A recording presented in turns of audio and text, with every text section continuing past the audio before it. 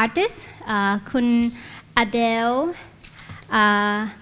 Abdessamed whose work is now showing at Queen Sirikit National Convention Center and also BACC, and he will be sharing his insight about his art and like the projects. And also we have David Elliott, who is he was our international advisor for Bangkok Art Biennale since the first year until the previous Art Biennale 2022. So that's our first session, and then later after second session will be in Japanese with our curator Kun Akiko Miki-san and the artist that she curates. So very excited, and I hope that from today you will be very excited to go see everybody's work in every venue across like Bangkok. So I think now is the time that I would like to invite Dr. Aphinan Posayanon, our artistic director of Bangkok Art Biennale, to give an opening speech and introduction about Bangkok Art Biennale 2024. Welcome ค่ะอาจารย์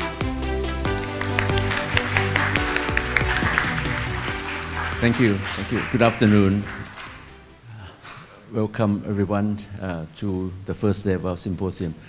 I will make this very brief because we have some exciting talks ahead of us. First of all, thank you Adele for being here. Such a pleasure to meet you in your studio in Paris. Thank you David Elliott, who has not only been our advisor since 2017, but has been my teacher since 30 years ago. I'm so delighted that David introduced me to Adele, and I'm even more delighted that Adele's work is now showing at the Queen Sirikit National Convention Center, and some of you have seen the impact of this work and how marvelous it is and how powerful it is. Although it's been made quite a few years ago, it still fits very well with contemporary scene and even with our environment in Bangkok today. I just want to say thank you all of you to be here and enjoy yourself in this enormous, beautiful ambience and enjoy the symposium that will follow with Akiko-san. But please don't miss tonight. Really, I advise you. The party and the activities tonight will be memorable and mind-blowing. Thank you. Thank you ดร. Aphinan ค่ะขอบคุณอาจารย์ Aphinan นะคะ Okay. So I think now we are ready. So may I invite our guest speaker for the first session of our symposium, David Elliott and Adele Abdessamed on the stage, please.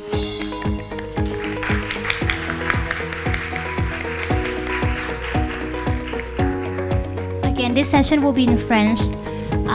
We have the headphone to translate into English and to Thai. If you haven't got your headphone, please do. Thank you.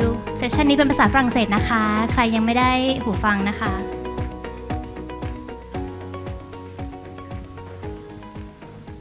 Hello? Good. Just get myself sorted out, start off with. And little bits of paper I need. Excuse me. Right.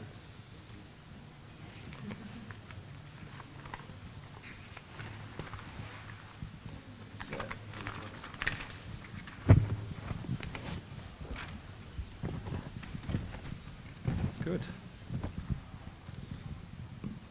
So, thank you, Aphinan, for your introduction, your kind words, and congratulations to you on putting together. I haven't seen everything yet, but the quite significant part that I have seen is a strong show. And I think it's strong because it actually confronts confronts life and the world and what's going on. It doesn't duck. And I think the artists, if they're any good, they do that.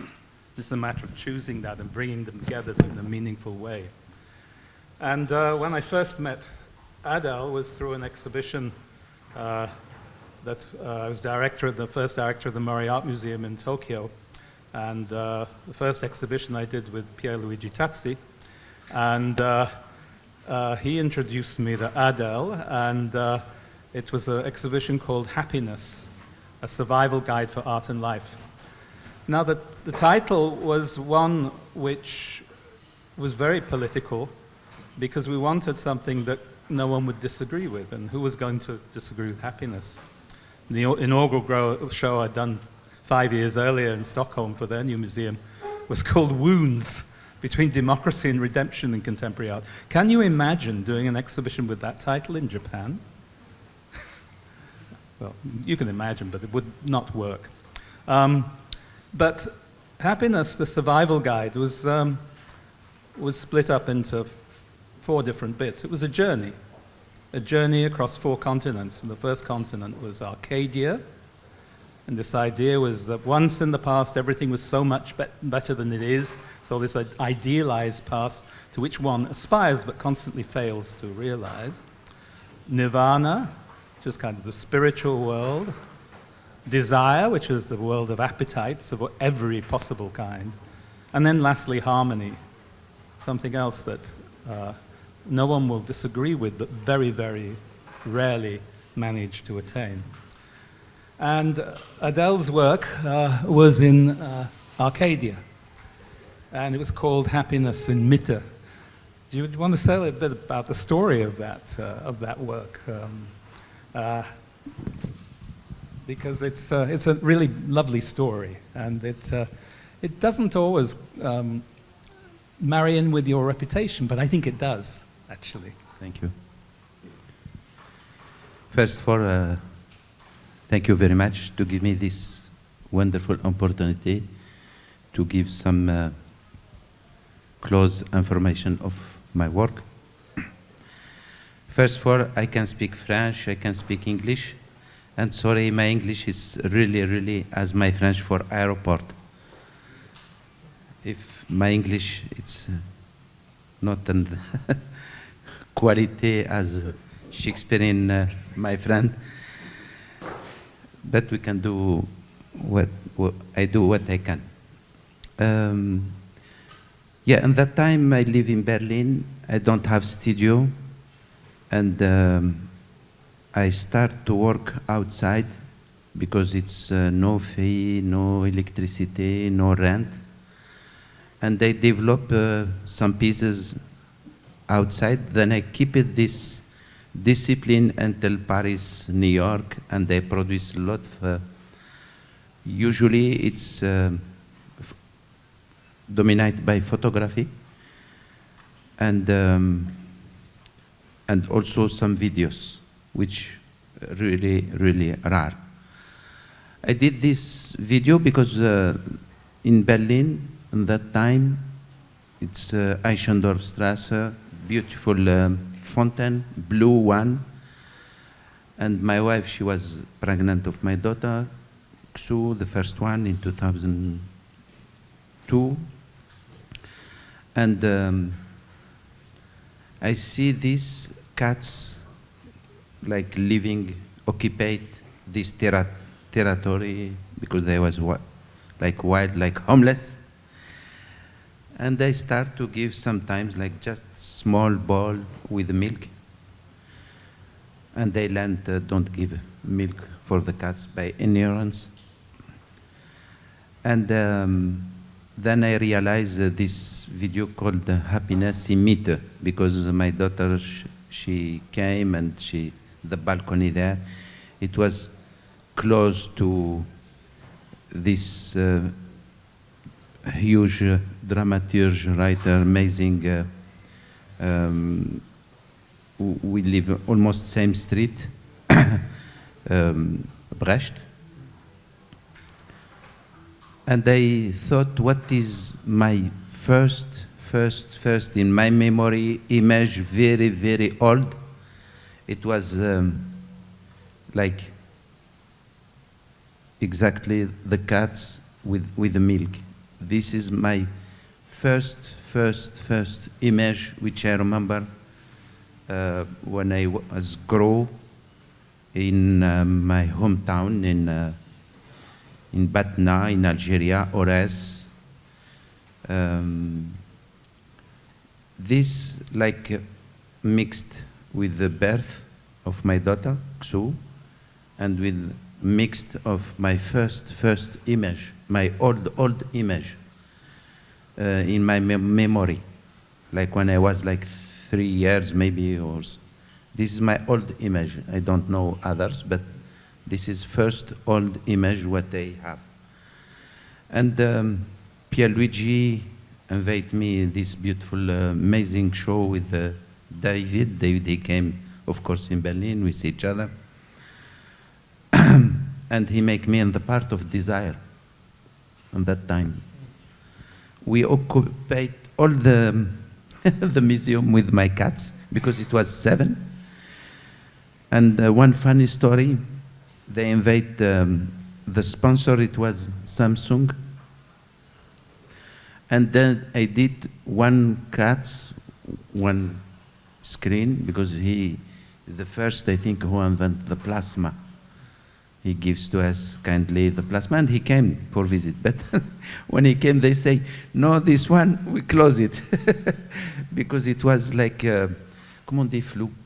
C'était not the quality I did. Not good enough. Good enough, Yeah. but I did because I wanted like this. Right. And they say, no, no, no. Oh, okay. And It had to be yeah, a bit rough. It had to be a bit rough, the quality. That was Exactly. the point. Yeah. yeah, it's remember me a beautiful moment with Sorasi, with amazing time in Tokyo, with beautiful one of the best show catalog forever. And with David, we continue to work all the time. We did many things together again, and it's this is our story, peace, friend, and also some conversation, idea, politics, and David, he can tell more. I can adjust. I can adjust. Yeah. No, there's a kind of a true friendship which is related to, I think, the way we look at the world, that it's not a party going on all the time, and that it has to be understood and how you figure it out. And I mean, you were born in Constanza in Algiers. My knowledge about that country is very, very slim, but I understand you're not Arab. And only recently did I discover that, I mean, the Arabs, I mean, Algiers have been occupied, colonialized by the Ottomans, and the French, and the Arabs, Arab culture, Arabic-speaking Muslim culture. And you come from something completely different, which is actually indigenous there. Could you just say a little bit about your Berber background, if that's what you had described it at, or whatever? I was born, of course, in Constantine, in the house of Jewish. My mother, when she gave the birth, helped by the non-Catholic. And my father and my mother, they are Berber, but they speak the life, they speak kind of Arab mixed, Berber mixed. But my mother, she's Berber. And of course, confession, they are Muslim. And I grow in the house of Jewish, city of Jewish, because Constantine is dominated by Jewish. But you know, what you say, of course, the Berber, it's the originally population very, very old, before Christianism, before Roman Empire. It was always Berber. from Jugurtha, from Antal Kahina. And of course, the domination, it's like came from l'arabo-musulman. Et ça, c'est le colonialisme le plus dur, parce que c'est rentré dans, circule dans notre sang. Et ça, c'est le colonialisme vraiment le plus dur. Il y a un poète, paix à son âme, qui s'appelait Matob Lounès. Il a chanté une chanson où il disait que la hache, l'arbre qui dit à la hache, pourquoi tu veux me faire mal? Pourquoi? Qu'est-ce que je t'ai fait? Et la hache, elle dit à l'arbre, mais regarde bien que ma manche, elle vient de toi. Donc, voilà, ça vient de chez nous. Voilà, la hache, elle est de chez nous. Donc, voilà. Et la manche, c'est notre bois. Donc, le malheur de l'Algérie, c'est un peu ça. C'est aujourd'hui, ça vient de l'Algérien et ça vient de l'arabo-musulman. Oui. Rien d'autre. Oui. Voilà, le berbère, il a des motifs dans sa tapisserie, dans sa poterie, dans ses bijoux. Donc c'est une culture très très riche, avec une artisanat très puissante. Ce qu'on trouve d'abord en Algérie, qu'on ne trouve pas ces choses qui viennent de l'arabo-musulman. Donc il y a 75% quand même de berbères, mais qui sont convertis d'une manière ou d'une autre, même par ignorance, à l'islam. Mais au fond, les musulmans, ils sont minoritaires en vérité. Voilà. So at the age of 16, you wanted to become an artist, or at least to go to art school. And you were sent to, you offered a place in Alger, in the Musée, École des Beaux-Arts, to study there. And presumably the kind of political climate in Alger from where you came from was completely different. And there was also a lot of acts, terrorist acts going on, and even it hit the head of your school and his son, who were murdered. Could you say a little bit about the background there? Yes. Ben, je viens de Batna, les Aurès, c'est la petite enfance, c'est une région rocheuse, sec, dure, mais pleine de cicatrices. Après, effectivement, c'est là où j'ai commencé les beaux-arts. Donc, c'était à Batna la première fois, j'avais 16 ans. Il y a eu un annoncement d'un concours et je l'ai eu tout de suite, rapidement. Et donc, à l'époque, c'était un peu une méthode soviétique, académique. Donc, c'est le modèle, c'est le plâtre, c'est l'exécution de la nature morte, de toutes ces choses. Donc, c'était une discipline comme ça, dessiner un plâtre après un autre plâtre, après un autre plâtre. Et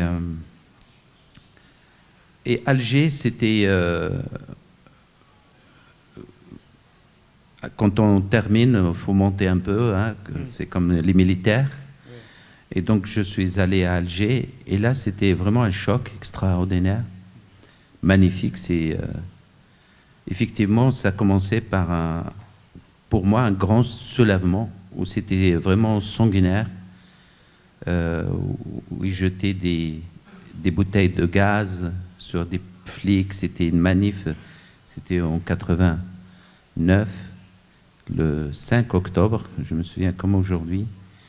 Et j'ai eu un choc parce que j'ai vu un soulèvement qui était parti comme ça dans les rues, un affrontement avec les militaires et la police d'une façon assez violente. Et ça, c'était mon premier vraiment choc de quelque chose que j'ai jamais vu. J'ai pas vécu ça. C'était le début les prémices, ce qui allait venir. Et c'était le début, justement, les islamistes, les intégristes qui sortaient un peu, qui occupaient les quartiers, les rues. Et effectivement, plus tard, c'était l'assassinat de mon directeur et d'autres assassinats aussi, d'autres poètes et d'autres gens, et son fils au sein de l'école des Beaux-Arts. Et c'est vrai, pour résumer, à l'époque, il n'y avait pas les réseaux sociaux, personne ne savait ce qui se passait, par exemple en Algérie, mais vraiment c'était une guerre civile sanglante et une des guerres civiles plus dures, je pense. Et ça veut dire que nous, en fait, on a vécu Daesh avant Daesh. Chez Francis Fukuyama, dans son essai brillant, il a parlé justement d'imitation, de la fin, justement, de la guerre froide, toutes ces choses. Mais une chose qu'il a oubliée, il n'a pas parlé d'un islam sanguinaire, ce qui allait venir, qui était en marche. Et donc voilà, moi j'ai vécu le matin, on vous dit que voilà, une femme, parce qu'elle mettait une jupe, par exemple, elle était démembrée, complètement découpée en morceaux, posés dans, même pas avec des sacs comme ça, dans la place, par exemple, pour que tout le monde voit ça. C'était aussi des décapitations, c'était aussi des brûler des corps, des choses comme ça, et sans parler des bus ou des voitures piégées, toutes ces choses. Donc c'était vraiment très, très... voilà, c'est... J'aime pas trop parler parce que c'est un peu dur, des choses comme ça. Absolument. Voilà. Mais it's very easy when you're living in the so-called West, in a relatively secure place, and particularly if you're middle class, your security. Oh, sorry. If you're living in the West in a relatively secure place, particularly if you're middle class, you're not seeing people on the edge. But it's important, I think, these formative influences, and also we haven't had a war since 1945 in Western Europe. But it's important, I think, just to hear from you, Adele, your experiences there, and that's a reason I think you decided to come to Paris and to set up working there. And also your confrontation with life had been different. I think it's trying to figure things out, which any artist, as I said at the beginning, if they're any good, will try and do. It's maybe that the spectrum that you've been looking at was different. And that's really why I wanted you to just talk about those experiences. And I think the expression "à l'attaque," which we use sometimes, it's about energy. It's about a need. It's about the power of art. And I think you made the point once that Picasso's Guernica, painting Guernica, was not only a painting about war, it was a war on war. And I think you made that comment in relationship to the attack that is necessary.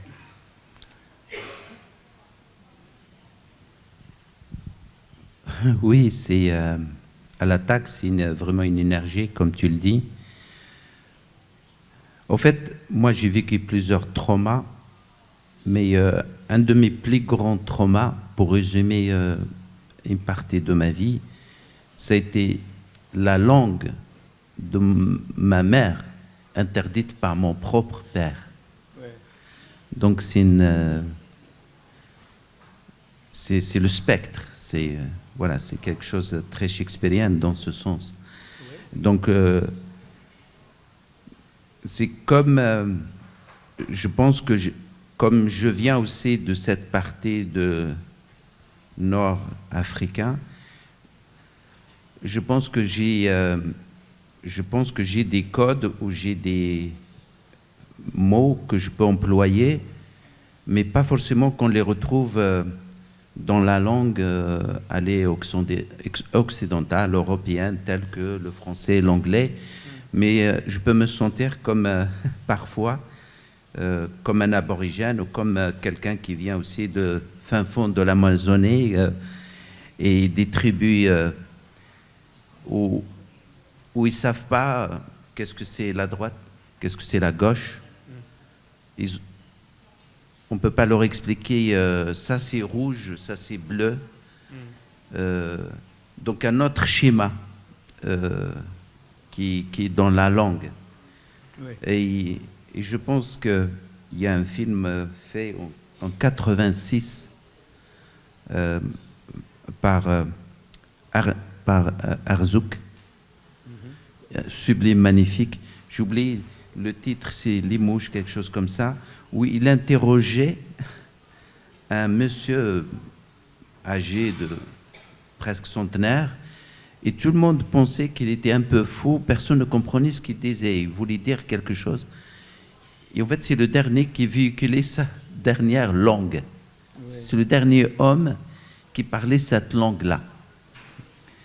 Et personne ne comprenait ce qu'il voulait dire. Ils ont ramené...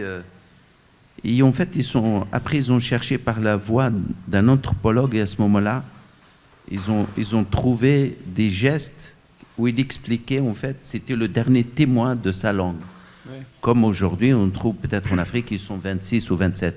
Donc, à l'attaque, pour moi, c'est la même chose. Je pense que, pour moi, c'est une énergie positive. C'est pas un cri d'un guerrier. Oui. C'est pas un cri de guerrier. C'est vraiment à l'attaque, c'est une énergie pour se placer dans un état presque de jouissance, de plaisir, d'extase, contrairement à son mot, sa signification. Voilà, c'est comme dans Shakespeare, dans Macbeth, quand il lui dit do is do it, do is do. Fait, c'est fait. Oui. Il n'y a rien d'autre. C'est fait, c'est fait. C'est Macbeth, il le dit. Do is do. Yeah. Voilà. Donc c'est la même chose quand j'étais à l'attaque. C'est do is do. C'est voilà, c'est fait.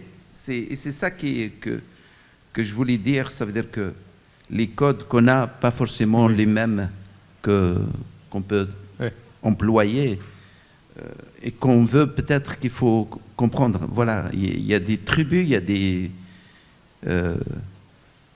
voilà, qui ne connaissent pas le bleu, le rouge, les couleurs, et ils les nomment autrement. Voilà, donc peut-être ça n'existe même pas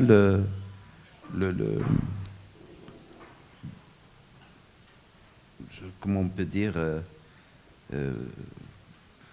le cercle chromatique. Oui. Donc ça n'existe pas, mais pourtant ils font des cercles chromatiques extraordinaires. Oui. Et très inspirants et très puissants. Oui. Donc voilà, mon cher David, je ne sais pas. À l'attaque, c'est à l'attaque. Oui. Venant d'un pays, comme je l'ai dit, mais après je suis arrivé en Europe, mais j'ai trouvé quelque chose encore, je ne sais pas, pire ou meilleur, mais j'ai trouvé qu'on mange tous les jours, à travers la communication, la peur des épidémies, la guerre, le crash économique, le terrorisme, les tsunamis. Donc, j'ai trouvé qu'il y a d'autres choses qui me dépassent totalement de ce que j'attendais. Donc voilà, c'est chaque angle où on est positionné, on peut poser et lancer notre arc. Oui. Well, I think also you use language in your titles, titles of your exhibitions and of your works. No One is Sleeping, Nessun Dorma, Adele Abdesamed and a Song. These you use very redolent titles which trigger a whole lot of other associations, a lot of them out of popular culture. And that seems to me to be something that you're looking for in the connectivity between yourself, your own identity as an exile or a settler, and the world around you, and trying to find out what's real as part of that. And is this and I guess finding out what real is what actually seems true for you, because you have to sift through lots of feelings and situations. Oui, les titres, c'est toujours quelque chose qui me surprend moi-même, dans le sens où où je passe ma vie en vérité à partager des choses qui me touchent ou qui me passionnent ou que j'admire, soit des livres, soit des vinyles parce que j'écoute la musique. Donc, c'est des choses qui me touchent énormément et qui me bouleversent. Et donc, je passe vraiment plus mon temps avec des œuvres des autres que par moi-même. Et donc, par exemple, hop, j'écoute un Puccini, et donc, paf, et j'écoute, je cherche, je ne connais pas la langue italienne, je ne connais pas la langue allemande, pauvre comme je suis. Et donc, je lis, je trouve, No Man Will Sleep Tonight, parce que, bon, voilà, je trouve qu'elle m'ouverse, et hop, je travaille sur ce moment-là, où quelque chose comme ici, ce qu'on voit, je l'ai appelé son titre, parce que j'avais pas de titre, c'est le son titre qui est vraiment le titre absolu pour cette œuvre. J'avais rien à dire parce que celle-là, je l'ai faite avant Daesh, quand j'ai commencé à envoyer avec les SMS et les décapitations. Et donc, voilà, je l'ai appelé son titre. C'est comme on reste sans voix. Donc, un titre, par exemple, Je suis innocent, Beaubourg était construit sur un cimetière des innocents, qui était juste à côté, qui était là. Et donc, et parfois, je reçois des cadeaux, donc je trouve que c'était un beau cadeau. Donc, les titres, voilà, Happiness Imiter, c'est aussi le lieu, j'en ai plein d'autres de titres comme ça. Voilà, c'est fixé quand le commencement d'une idée, quand elle commence à occuper mon espace, mon âme intérieure, et quand je commence à travailler sur une idée, alors je fixe ça par un titre en général, que quand l'idée, elle se déploie, avant que je la transforme, quand elle commence comme une idée nomade dans mon intérieur le plus profond, quand elle commence à se déployer. Donc c'est en général, je la fixe avec un titre, plus que le dessin qui arrive ou l'étude qui arrive. Donc je la surnomme. C'est rien de lacanien, mais je la nomme, oui. Well, the fact that the declaration that I am innocent in a Catholic country, I mean, which believes in original sin. And if you're to be a believer, you have to say, I am sinful, only if I believe will I be redeemed. That's terrifying. It's a kind of blackmail. If you're coming from outside, an innocent eye on original sin. And it seems to me that you bring this freshness to many things that we take for granted. And also about civil society. I mean, the violence that sometimes, I mean, in the work, the large work shown here, it's very cuddly and about mothers and things and sons, but also it's about car crashes and terrorism and death. Yeah, so it's... Oui, c'est...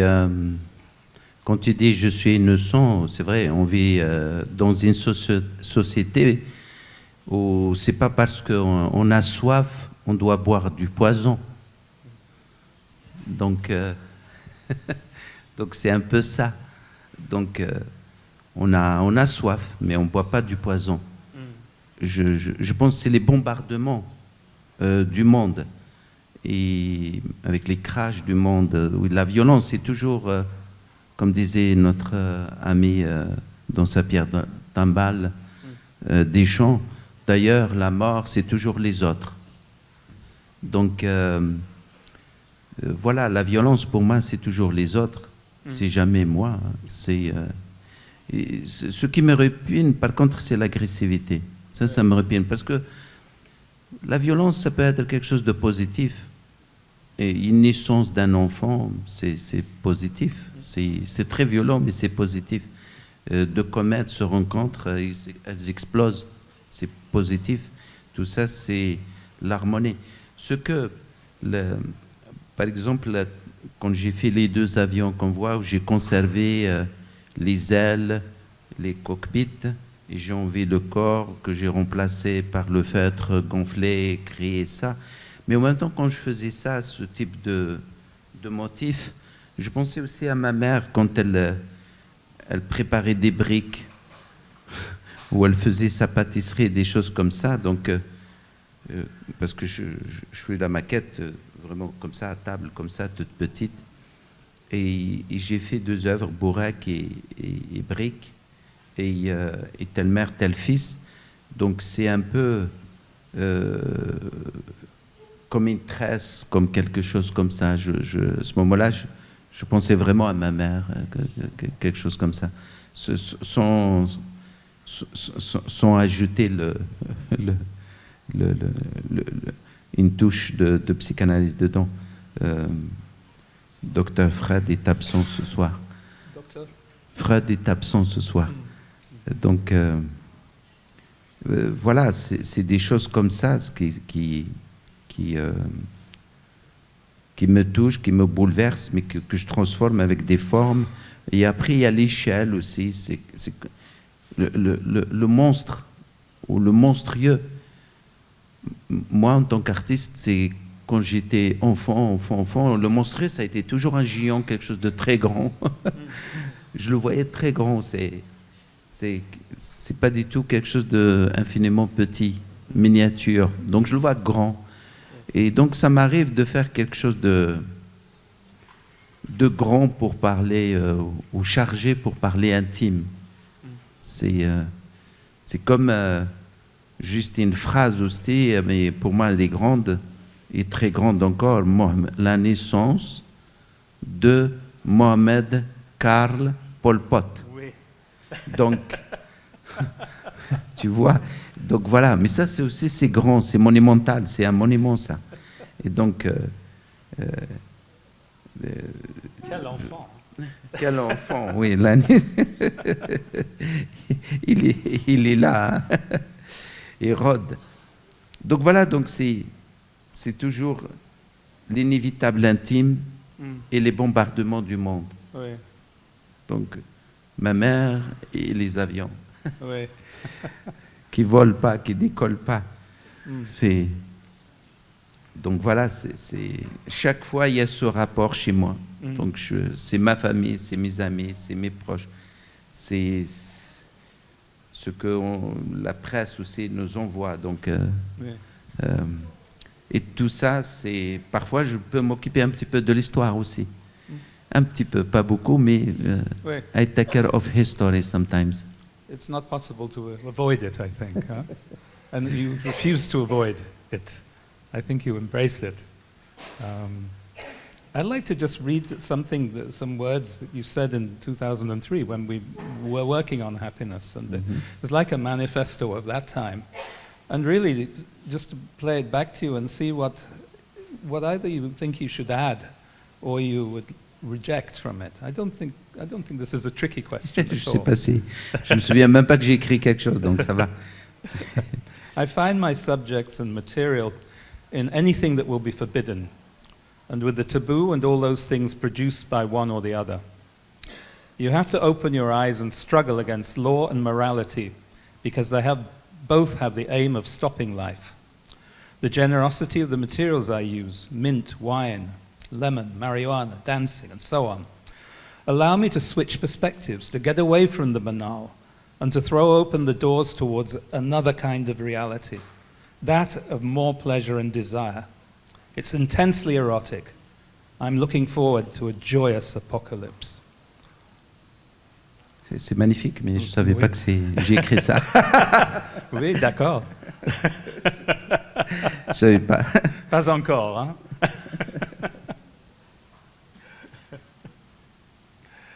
I mean, I think there's still a lot of that in your approach to work, of really feeling it's like the bad tooth in the mouth, and you press on it and it hurts, and then you press on it more because there's a reason it's hurting, and it's the meaning in pain.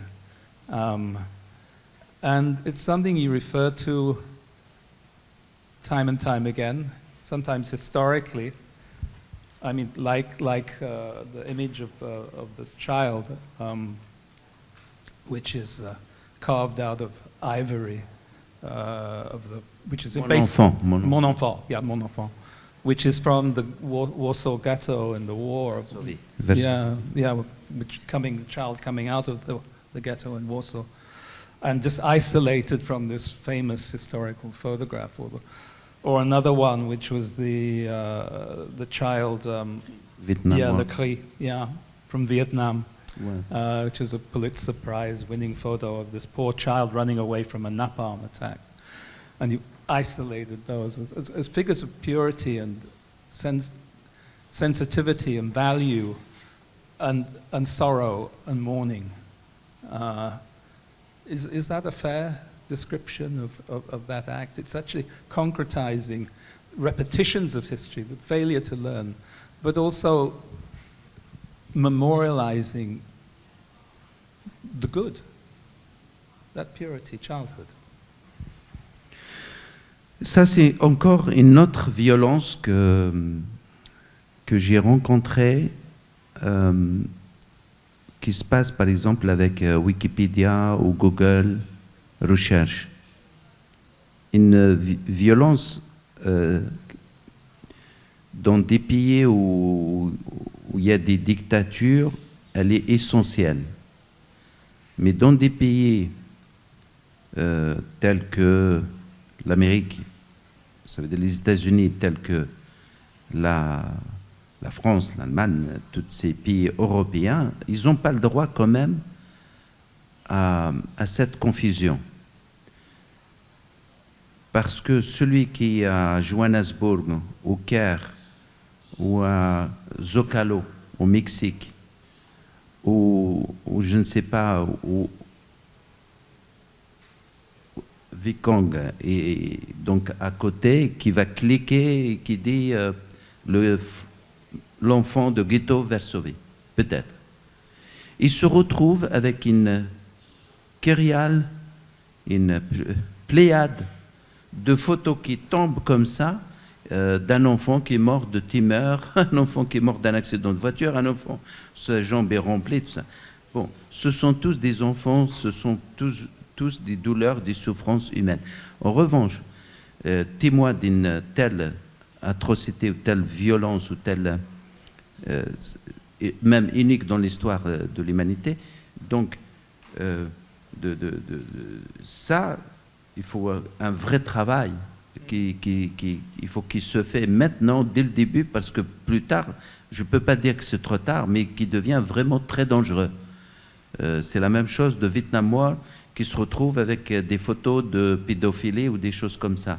Et c'est vraiment triste parce que, horrible pour Kim Phuc, qui est vivante et qui est témoin encore, horrible pour elle, si elle fait un clic pour chasser sa photo, ou les enfants dans des écoles qui ne savent pas trier, ils vont trouver des photos qui n'ont rien à voir. Donc ça, c'est un travail, je pense, des historiens qui le font proche de tous ces outils qui sont très nouveaux aujourd'hui et qui sont devenus des bibliothèques vivantes et ambulantes, qu'il faut qu'ils le fassent très, très, très attention. Mais ça, mon côté peut-être de prudent et de message d'appel de vigilance. En revanche, ce qui m'a intéressé dans ces deux photos, essentiellement, c'est d'abord, j'ai rêvé, mais vraiment j'ai rêvé du matériau, parce que j'ai mis longtemps à se déployer ces deux photos en moi, et ça a été très, très dur de trouver, je ne voulais pas le bronze, je ne voulais pas le béton, je ne voulais pas non plus n'importe quelle, la résine, toutes ces choses, même le marbre, je ne le voulais pas. Et je trouvais finalement l'ivoire, parce que c'est un os qui reste vivant, qui bouge, chaud et froid, et qui ne meurt jamais, et il a même un ADN. Dans ça, sachez que j'ai un grand respect aux animaux. J'ai des animaux moi-même. J'ai des chevaux, j'ai des ânes, je suis un passionné vraiment d'animaux, j'ai des chats, on a des choses comme ça. J'encourage jamais les draconniers de toutes ces choses, ce qui font mal à nos pauvres éléphants et d'autres bêtes. C'est les voires que j'ai utilisés. Il y a les voires de mammouth, un mélange aussi avec des CITES, l'achat, tel endroit. Ils ont des passeports tamponnés par des douanes et des douanes et douanes. Donc tout a été contrôlé avant de travailler avec ces matériaux. Donc je pense que je suis un artiste, mais aussi responsable. Et depuis, j'ai de la chance de comprendre une phrase qui n'est pas de moi. Très vite, ce qui m'étonne, c'est l'intelligence des bêtes et la bestialité des hommes. Donc ça m'étonne énormément. Donc je pense que l'animal le plus féroce, on le connaît tous, c'est l'homme. C'est vraiment l'animal le plus dangereux, le plus féroce. Et j'avance. Donc, je voulais vraiment qu'on voit aussi leur dos. Donc c'est pourquoi je les ai fait en 3 dimensions, en sculpture. Et pour la première fois, ces 2 images révolutionnaires qu'ils ont libéré aussi beaucoup de choses, et ce sont des témoins.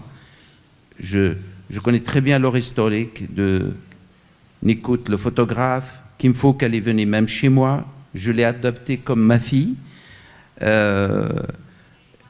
Je connais très bien, mais vraiment très bien, tout ce qui a été produit, écrit sur ces Mon Enfant, que je l'ai appelé Mon Enfant, parce que c'est le mien, je l'ai approprié, je l'ai appelé Mon Enfant. C'est vraiment donc la photo de Varsovie. Je connais ce qui s'est passé, je connais 72, je connais le premier qui l'a montré, c'était dans Bergman, dans Persona. C'est le premier filmmaker qui a utilisé, il a montré cette photo. Voilà, la première fois, elle a été publiée dans un manuel scolaire français en 72. Donc, je connais la polémique, donc, mais on n'en parle pas de ces choses. Mais voilà, je voulais voir leur dos. Donc, on peut tourner autour. Et pour la première fois, la photo de Ghetto de Varsovie, que j'ai commencé d'abord à faire des dessins généraux et j'ai commencé aussi à soustraire, je les sortais complètement de tout le reste. Et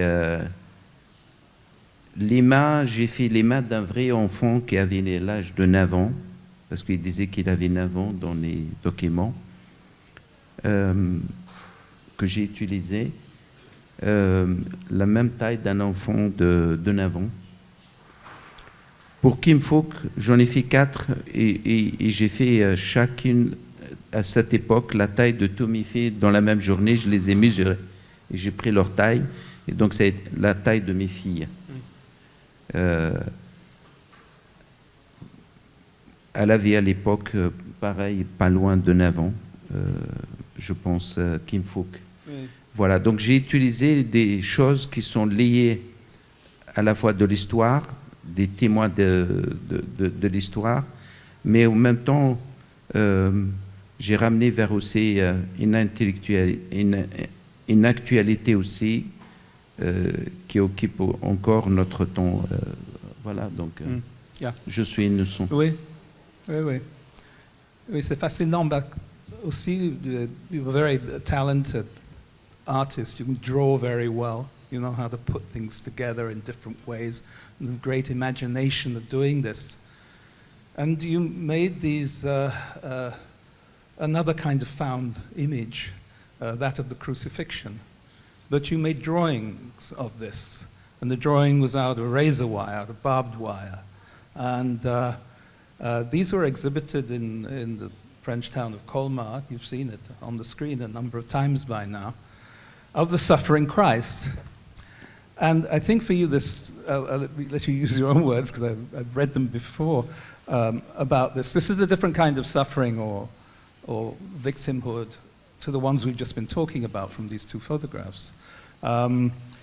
You got the chance of showing it opposite Grunewald, Matthias Grunewald's the Issenheim altarpiece, one of the greatest masterworks of the Middle Ages, and of suffering, very detailed suffering of the figures of Christ of suffering from St. Anthony's fire, aortic disease, and maybe the plague. Very, very clear, realistic. And these drawings, set of drawings out of razor wire, went up on the wall there. And this was for you was something different. It was a kind of limited kind of. Could you just perhaps say something about that? Bah moi, je viens d'un pays quand même de Saint-Augustin. Je suis l'enfant de Saint-Augustin. C'est un berbère comme moi. Et Saint-Augustin lui-même a souffert des donatistes.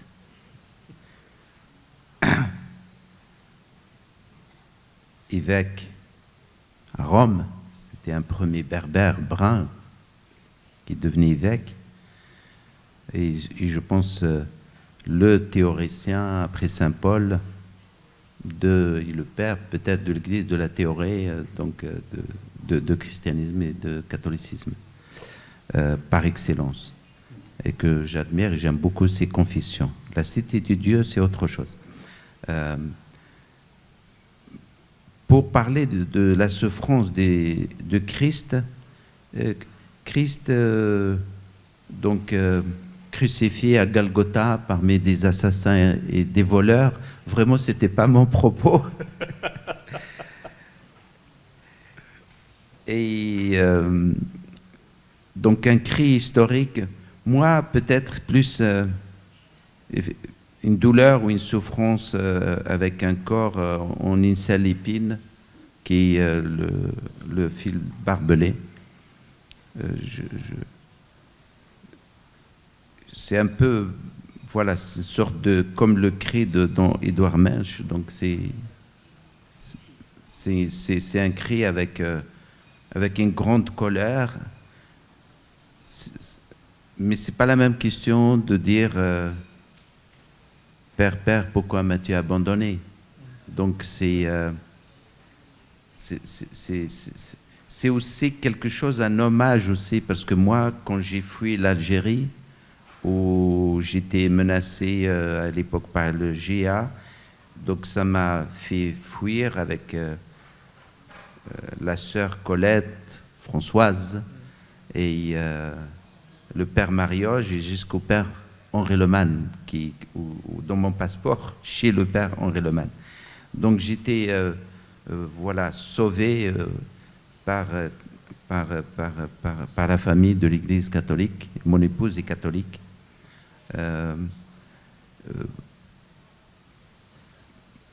Moi, je suis donc un artiste de la famille de créer du soulèvement. C'est un artiste, pour moi, c'est quelqu'un qui se lève, je crois. Mais mon idée, peut-être, qui m'accompagne, c'est un artiste, c'est celui qui, au fond de lui, a un soulèvement. Donc, il faut attendre un soulèvement. Donc, voilà, je ne l'ai pas fait en tant qu'un homme, ça veut dire croyant, mais un homme, j'aime pas le mot athée, mais un homme comme un poète.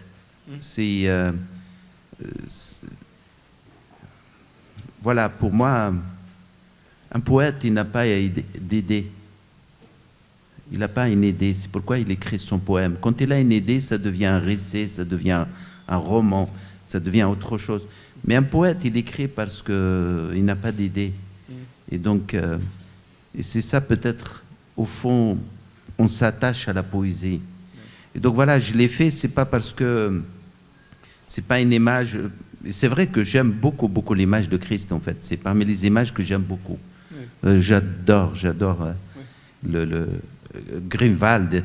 J'ai voyagé, en fait, c'était la neige, j'ai fait l'autostop, il pleuvait des torrents. J'ai souffert pour arriver à Colmar.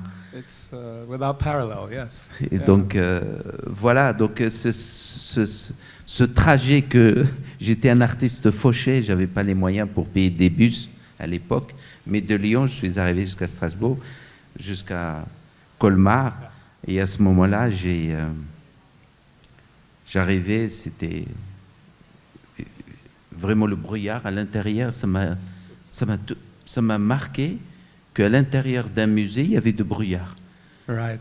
Et je voyais juste des mains comme ça, un verre, on dirait c'est le son de Christ. Et il y a un doigt comme ça. Mm.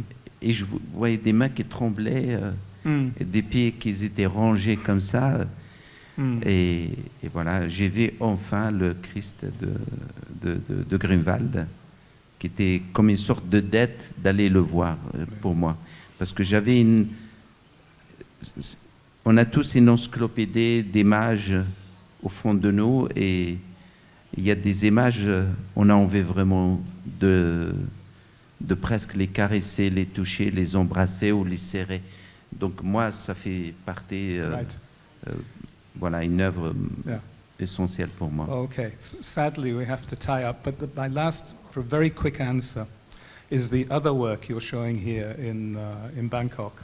It's the Portrait de Nelson, yeah? It's a studio. Very quickly, Oui, just oui, say je pense que j'ai ramené un taureau dans mon studio parce que vivant, comme un monument, que je le fais rentrer dans mon studio. Moi j'ai des rêves du jour, comme disait Freud, dans les rêves du jour, donc sortent. C'est un rêve du jour, voilà. Donc j'ai reçu un taureau qui avait 3 ans à l'époque, et donc je l'ai invité pour lui, pas comme Beuys, comment expliquer la mort à un lièvre, c'est plutôt juste rencontrer mon studio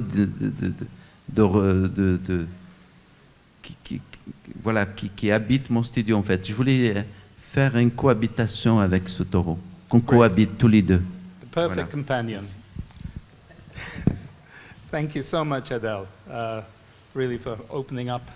Merci, And thank you also for listening. merci. Thank you so much. Thank you so much.